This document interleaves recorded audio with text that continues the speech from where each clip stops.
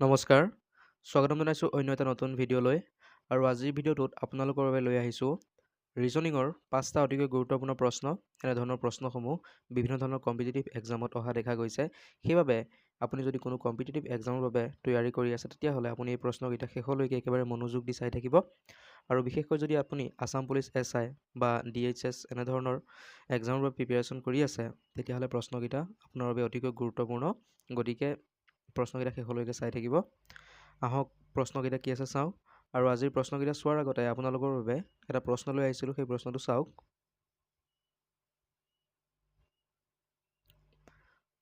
প্ৰশ্নটো আছে খালী ঠাইত কোনকেইটা আখৰ বহিব। ইয়াত চাওক এটা প্ৰশ্ন দিয়া হৈ আছে আৰু প্ৰশ্নটোৰ মাজে মাজে কিছুমান খালী ঠাই দিয়া হৈছে আৰু এই খালী ঠাইত তলৰ 4টা অপশ্যনৰ পৰা কোনকেইটা আখৰ বহিব সেইটো সুধিছে। ইয়াত 4টা খালী ঠাই দিয়া হৈ আছে। এই 4টা খালী ঠাইত কোন 4টা আখৰ বহিব সেইটো আপুনি কমেণ্ট কৰিব লাগে। শুদ্ধ উত্তৰটো আপুনি কমেণ্ট কৰি দিব আৰু আহক আজিৰ প্ৰশ্নকেইটা চাওঁ। প্ৰথম প্ৰশ্নটো আছে যদি 4 ষ্টাৰ 5% 3 ইজ ইকুৱেল টু 8000 হয়, 2 ষ্টাৰ 3% 2 ইজ ইকুৱেল টু 36 হয়, তেনেহ'লে 4 ষ্টাৰ 3% 3 ইজ ইকুৱেল টু কিমান হ'ব এইটো সুধিছে। প্ৰশ্নটো ভালকৈ চাই ল'ব। প্ৰশ্নটো চোৱাৰ পিছত আপুনি উত্তৰ কৰিবলৈ যত্ন কৰিব। ইয়াত প্ৰশ্নটো বুজক। ইয়াত কি কৈছে, এই তিনিটা সংখ্যাক কিবা কৰি 8000 বনোৱা হৈছে, এই তিনিটা সংখ্যাক কিবা কৰি 36 বনোৱা হৈছে। তেনেধৰণে আমি এই তিনিটা সংখ্যাক কিবা কৰি আমি ইয়াত কোনটো সংখ্যা হ'ব সেইটো উলিয়াব লাগে। এতিয়া কেনেধৰণে কৰিম, ইয়াত আমি কি কৰিব পাৰোঁ, ইয়াত যদি আমি এই তিনিটা সংখ্যাক কিবা কৰিব যাওঁ কি কৰিব পাৰোঁ, আমি তিনিটা সংখ্যাক প্ৰথমতে যোগ কৰি চাব পাৰোঁ। ইয়াত কি আছে চাওক, 4, 5 আৰু 3 আছে। 4, 5 আৰু 3 যদি আমি যোগ কৰোঁ তেতিয়াহ'লে 8000 হ'ব জানো? 8000 নহ'ব। 4 5 9, 9 লগত 3 যোগ কৰিলে 12হে হয়। গতিকে 8000 নহ'ব। 12ক যদি আমি স্কুৱাৰ কৰি দিওঁ তেতিয়াহ'লেও 8000 নহ'ব। বা আমি যদি 4 আৰু 5ক যোগ কৰোঁ তাৰ লগত যদি আমি 3 পূৰণ কৰোঁ তেতিয়াও আমি 8000 নাপাওঁ। তেনে ক্ষেত্ৰত আমি কি কৰিব পাৰোঁ চাব, ধুনীয়াকৈ মনোযোগেৰে চাই থাকিব। ইয়াত কি কৰা হৈছে চাওক, কি আছে 4, 5 আছে, তাৰপিছত 3 আছে। 4 আৰু 5টোক পূৰণ কৰিম আমি, 4 আৰু 5ক পূৰণ কৰিম। এই যিটো 3 দিছে এই 3টো আমি ওপৰত লিখি দিম। 4 পূৰণ 5 ওপৰত কিমান আছে 3 কিউব। ইয়াৰ অৰ্থ কি যে 4 5 গুণে কিমান হয় 20 হয়, 20ৰ ওপৰত কিউব। ইয়াৰ অৰ্থ 20 পূৰণ 20। আমি এই তিনিটা 20ক এতিয়া পূৰণ কৰি চাব লাগিব 8000 হয় নেকি। 2 দুগুণে 4, 4 দুগুণে 8 আৰু 3টা শূন্য আহিব।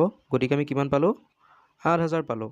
ইয়াত 8000 ওলাইছে। এনেধৰণে কৰোঁতে 8000 ওলাইছে। প্ৰথম সংখ্যাটোক পূৰণ কৰি তাক পিছৰ সংখ্যাটো কি কৰা হৈছে, ওপৰত পাৱাৰ বনাই দিয়া হৈছে, মানে 4 × 5 টু দি পাৱাৰ 6। গতিকে আমি পিছৰটো এতিয়া কৰি চাম। কি আছে 2, 3 আছে, পাৰ্চেণ্টেজ 2 আছে, মানে এই সংখ্যাটো কি কৰিব লাগিব 2 আৰু 3 পূৰণফলৰ পাৱাৰ কৰিব লাগিব। এতিয়া 2 পূৰণ 3 ওপৰত যদি আমি 2 মানে স্কুৱাৰ দিওঁ তেতিয়াহ'লে কিমান 2 3 গুণে 6, 6ক যদি আমি স্কুৱাৰ কৰোঁ 6 6 গুণে কিমান হয় 36 হয়। আপুনি নিশ্চয় বুজিছে কেনেধৰণে ওলাইছে। ইয়াত 36টো এনেধৰণে ওলাইছে। এতিয়া আমি সহজতে উলিয়াব পাৰিম ইয়াত কি হ'ব। ইয়াত কি কৰিব লাগিব, আপুনি চাগৈ উত্তৰ উলিয়াই দিছে ইতিমধ্যে।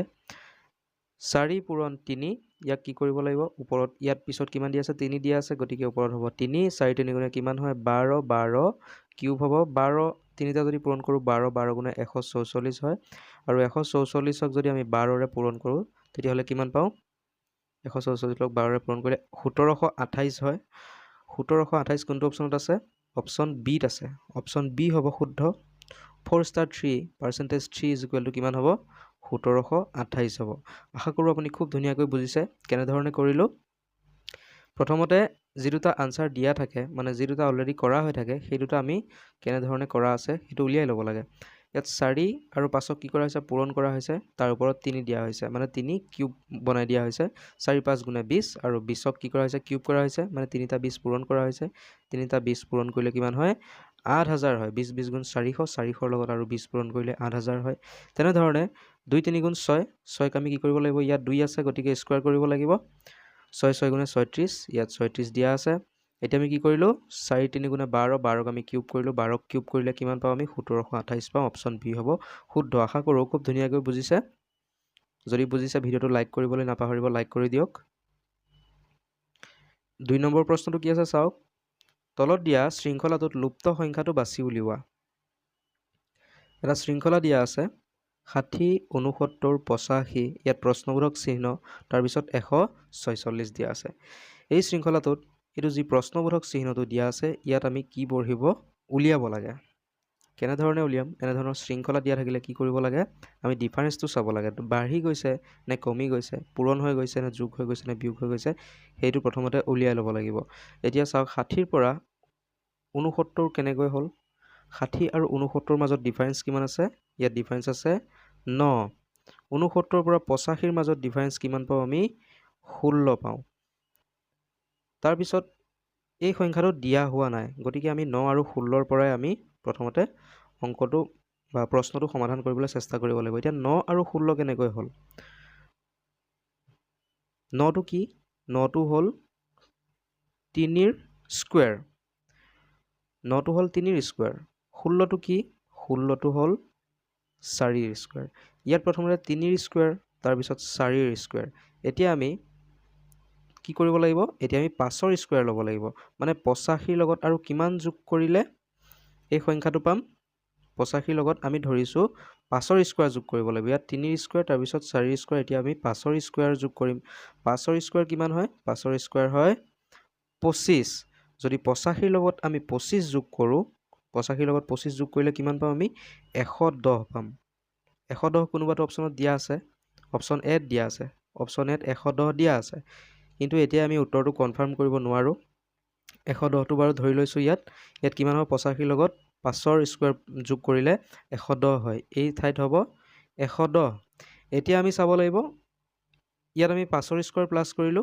এতিয়া আমি 6 ৰ স্কয়াৰ প্লাস কৰিলে 146 হয় নে নাই হেতু চাব লাগিব এতিয়া 6 ৰ স্কয়াৰ কিমান হয় 36 হয় 36 যদি 110 ৰ লগত আমি যোগ কৰো তেতিয়া হলে কিমান পাও 146 পাও গতিকে শৃংখলাটো মিলিছে গতিকে লুপ্ত সংখ্যাটো কি আছিল 110 আছিল অপচন এ হ'ব শুদ্ধ আশা কৰো আপুনি খুব ধুনিয়াকৈ বুজিছে কেনে ধৰণে উলিয়াব লাগে ইয়াত এই প্ৰশ্নটো যিটো নিয়মত মানে যিটো পদ্ধতিৰে উত্তৰ উলিয়াব লাগে সেই পদ্ধতিটো মই ডাইৰেক্ট ইয়াত কৈ দিছো আপোনালোকক বেলেগ পদ্ধতিবোৰ কেনে ধৰণে খটুৱাব লাগে সেইটো কোৱা নাই সেইটো আপোনাৰ নিজৰ ওপৰত নিৰ্ভৰ কৰে আপুনি কোনটো পদ্ধতিৰে এই অংকটো সমাধান কৰিব পাৰে যিটো পদ্ধতিৰে অংকটো বনোৱা হৈছে প্ৰশ্নটো বনোৱা হৈছে সেই পদ্ধতিটো আপোনালোকক মই ডাইৰেক্ট কৈ দিও যাতে আপোনালোকে খুব সহজতে আৰু সোনকালে বুজিব পাৰে আৰু সময়ও বেছি খৰচ নহব তেনে ধৰণে কৰিলে গতিকে আহক পাছৰ প্ৰশ্নটো চাও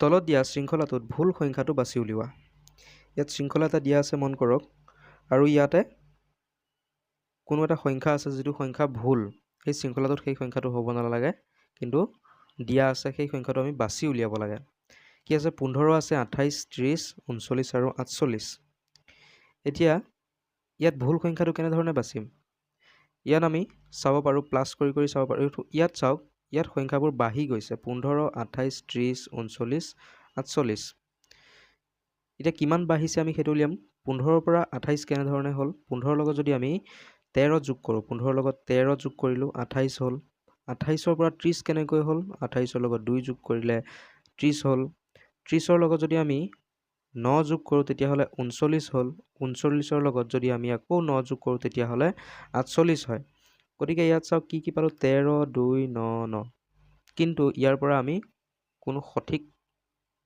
ডিসিশন ল'ব নোৱাৰিম কাৰণ ইয়াত প্ৰথমতে চাওক 13 আছে 13 ৰ পৰা 2 কেনেকৈ হ'ল 2 পাছত 9 আছে পুনৰ 9 আছে ইয়াত পূৰণে হৈছে নে হৰণ হৈছে বিয়োগ হৈছে যোগ হৈছে এইবোৰ আমি একো ধৰিব পৰা নাই গতি আমি বেলেগ পদ্ধতি ইয়াত খটুৱাব লাগিব ইয়াত কি কৰিব লাগিব 15 টো চাওক 15 টো কিহেৰে হৰণ যায় 15 টো 3 ৰে হৰণ যায় 15 টো 3 ৰে হৰণ যায় 3 ৰে কিমান বাৰ হৰণ যায় 3 5 গুণে 15 হয় 15 3 ৰে হৰণ যায় 28 টো 3 ৰে হৰণ যায় নেকি 28 টো 3 ৰে হৰণ নাযায় 30 টো যায় নেকি 30 টো 3 ৰে হৰণ যায় 3 10 গুণে কিমান হয় 30 হয় 39 টো যায় নেকি 3 13 গুণে কিমান হয় 39 হয় 48 যায় নেকি চাব লাগিব 48 3 16 গুণে 48 হয় 3 পূৰণ 16 48 এতিয়া আমি 3 5 গুণ 15 পালো 3 10 গুণ 30 পালো 3 13 গুণ 39 পালো 3 16 গুণ 48 পালো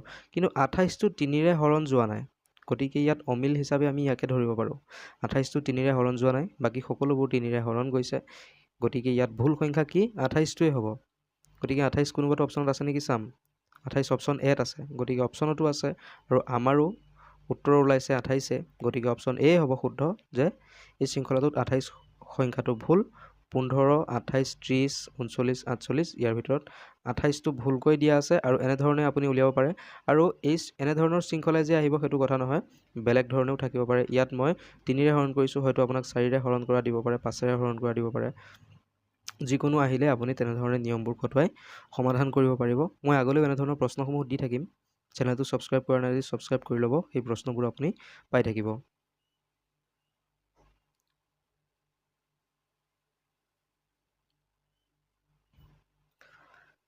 4 নম্বৰ প্ৰশ্নটো কি দিয়া আছে চাওক। তলত দিয়া প্ৰশ্নটোত প্ৰশ্নবোধক চিহ্নৰ ঠাইত কি হ'ব? ইয়াত এটা প্ৰশ্ন দিয়া আছে f:216, গতিকে l কিমান হ'ব সেয়াত উলিয়াব লাগে। এতিয়া এফৰ বিপৰীতে 216 দিয়া আছে, এলৰ বিপৰীতে প্ৰশ্নবোধক চিহ্ন এলৰ বিপৰীতে কি হ'ব, কেনেধৰণে উলিয়াম? ইয়াত চাওক এফটোক কি কৰা হৈছে 216 কৰিবলৈ, সেইটো আমি প্ৰথমতে উলিয়াব লাগিব। এফ আমি যদি এলফাবেটখনলৈ মন কৰোঁ, এফটো কিমান নম্বৰত আহে? এফ আহে 6 নম্বৰত। এই 6টোৰে কিবা কৰি 216টো বনোৱা হৈছে। গতিকে আমি 6 যদি যোগ কৰোঁ তেতিয়াহ'লে 216 কোনোপধ্যেই নহয়। 6ক যদি আমি স্কুৱেৰ কৰোঁ তেতিয়াহ'লে কিমান হয়? 36 হয়, 36হে হয়, 216 নহয়। কিন্তু 6ক আমি কিউব কৰি চাম এতিয়া। 6ক আমি কিউব কৰিলে কিমান হ'ব? 6ক যদি কিউব কৰোঁ, 6 6 গুণে 36, 36ৰ লগত যদি আকৌ 6 পূৰণ কৰি দিয়া হয় তেতিয়াহ'লে কিমান হ'ব? তেতিয়াহ'লে আমি পাম 216। ইয়াত কি কৰা হৈছে? 6টোক কিউব কৰা হৈছে। 6টোক কিউব কৰিলে 216 ওলায়। গতিকে এলটোক আমি কিউব কৰি চাম। এলৰ নাম্বাৰ কিমান? এল আহে 12 নম্বৰত। 12ক যদি আমি কিউব কৰোঁ, ইয়াৰ অলপ আগতে এটা প্ৰশ্নত পাই গৈছিলোঁ, 12ক কিউব কৰোঁতে কিমান ওলাইছিলে? 1728 ওলাইছিলে। 1728 কোনটো অপশ্যনত আছে? অপশ্যন বিত আছে। অপশ্যন বি হ'ব শুদ্ধ, 1728।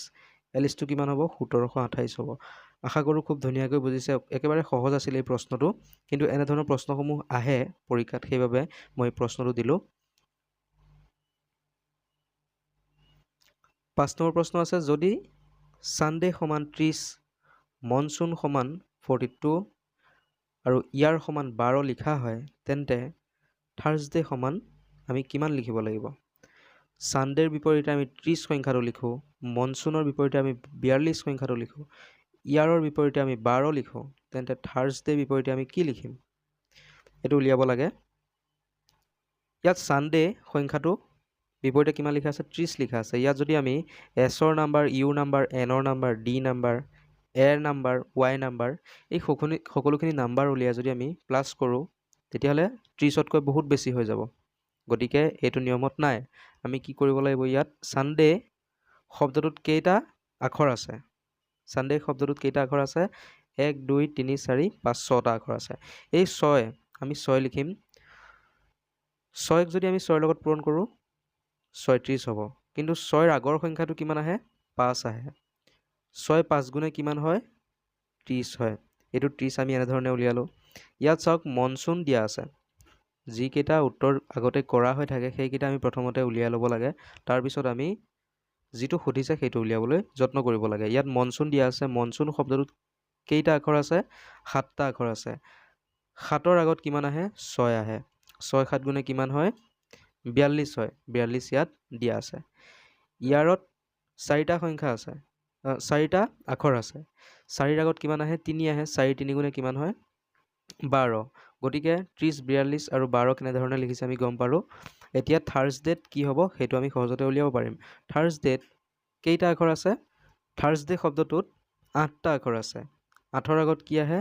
7 আহে। 7 পূৰণ 8, 7 8 গুণ কিমান হয়? 56 হয়। আৰু 56 কোনটো অপশ্যনত আছে? অপশ্যন চিত আছে। গতিকে অপশ্যন চি হ'ব শুদ্ধ।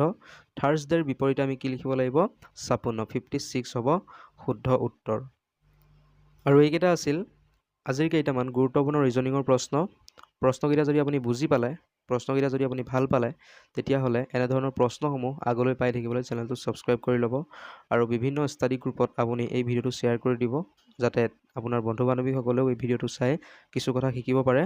যদি তেওঁ বিভিন্ন ধৰণৰ কম্পিটিটিভ এক্সামৰ বাবে তৈয়াৰী কৰি আছে, তেওঁলোককো শ্বেয়াৰ কৰি দিয়ক। ভিডিঅ'টো চোৱাৰ বাবে ধন্যবাদ। জয় আই অসম।